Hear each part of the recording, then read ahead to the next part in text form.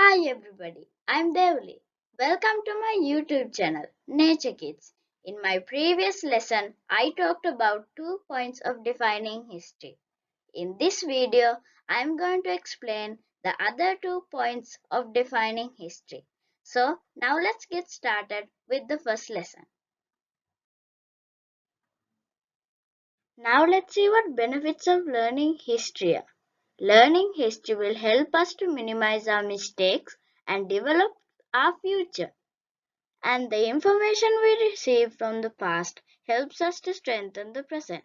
Also, we can find solutions to present problems by understanding how people engage in agriculture in an environmental friendly manner in the past, and to respect the other races and religions, and to improve our ability to plan the future. Also, it helps us to establish peace in the country and to avoid repeating the mistakes of the past. An example of improvement of the past is writing scripts in Sri Lanka has a history about 2250 years ago, and its letter K has evolved into the present state as shown below. And these are some other benefits we engage from history. By engaging a good understanding of success and failures of our ancestors, we can have a guidance to solve the problems that we face today. The knowledge on history guides us to understand how our future should be and how our country can develop in the future. Okay, now we're done with benefits of learning history.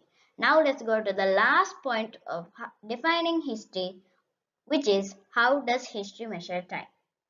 There are two methods to measure time.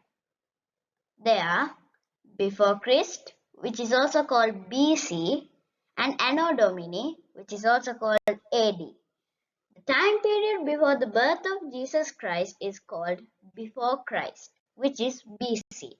The time period after the birth of Jesus Christ is known as Anno Domini, also known as AD. Now let's see some examples for the given time periods. Arhat Mahinda Thiro arrived in our country years before the birth of Jesus Christ, so it is known as 250 BC.